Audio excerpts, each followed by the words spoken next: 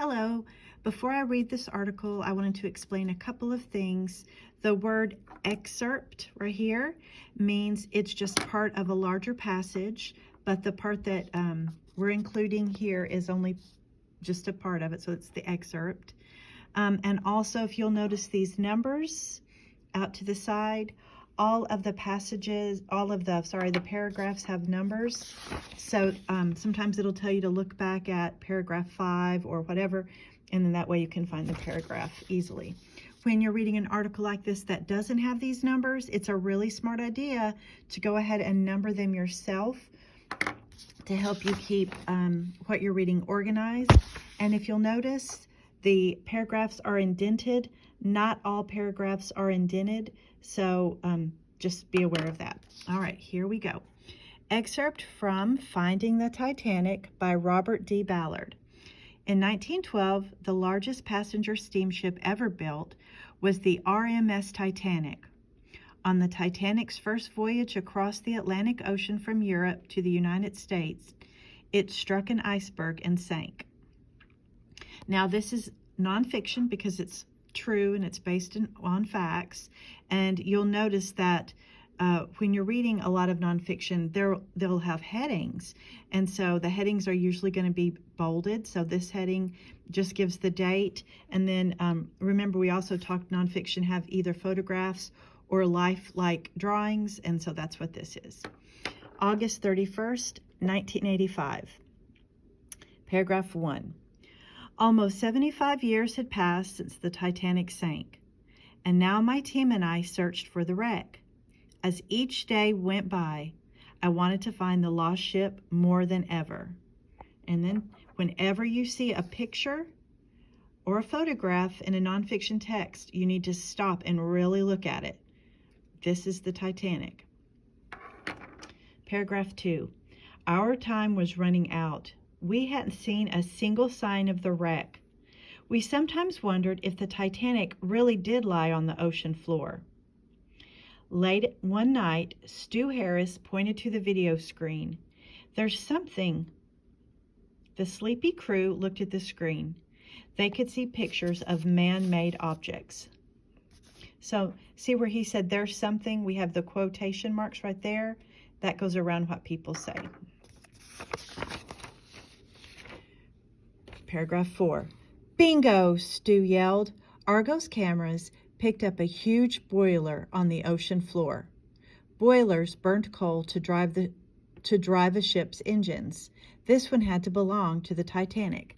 Okay, another thing in nonfiction articles and books you'll notice, in the pictures or the illustrations they have labels. So it lets you know when you're looking at something, you might not know what this is or what the parts are. So these are the cameras, and it points out where the cameras are, and these are the lights, okay? So this just kind of helps you understand what you're reading better. And then underneath a lot of pictures and a lot of lifelike illustrations in nonfiction text, they'll have captions that describe it further. So I'm going to go ahead and read this caption before I go to paragraph 5. Argo was an unmanned sled. Unmanned means no one would have to ride in it, okay? Argo was an unmanned sled with cameras and lights that dove to the bottom of the ocean to search for the wreck of the Titanic. Okay, now we're going to paragraph 5. Soon we saw pieces of railing and other wreckage. At last, my dream was about to come true. The Titanic must lie nearby. Everyone was shaking hands and slapping one another on the back. Someone noticed that it was 2 a.m., close to the time that the Titanic had sunk. We were excited, but we felt sad too. We held a few moments of silence in memory of those who had sailed on the great ship so long ago. Our first video run over the wreckage with Argo was risky. Risky means dangerous. We weren't sure where the main part of the ship was. I was afraid that Argo might crash into it. All of a sudden, the huge side of the ship appeared. The Titanic was sitting upright on the ocean floor. Upright means it was sitting up the way you would see it in the water. So it was sitting upright on the ocean floor. Over the next few days, we made some important discoveries. The ship had broken in 2 sections. We saw large holes in the deck of the bow section where the funnels had once stood. But at the end of our trip, many mysteries still remained. That means when you read many mysteries still remained, it means there were still things that they didn't know about the Titanic and how it crashed. What did the ship look like inside? Where was the hole made by the iceberg? And what lay scattered on the ocean floor around the wreck?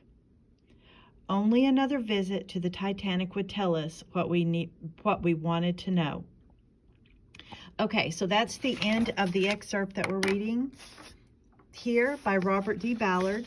And remember, we have an illustration here that's lifelike and an illustration here that's lifelike that includes labels and captions that help us learn, again, what we're looking at.